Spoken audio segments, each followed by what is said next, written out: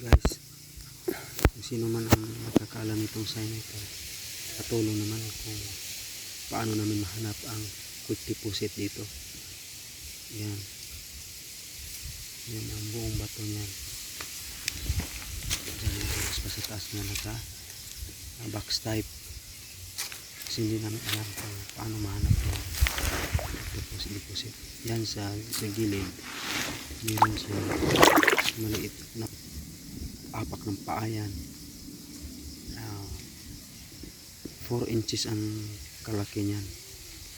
Tapos dito sa may bandang harapan, para siyang mukha ng anong klaseng hayop yan, tao o ano.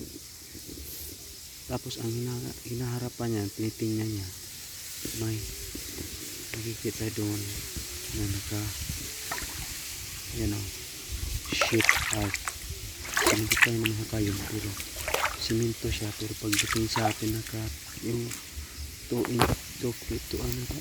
feet, medyo ano siya, nature na ang ano doon, bato sa ilalim.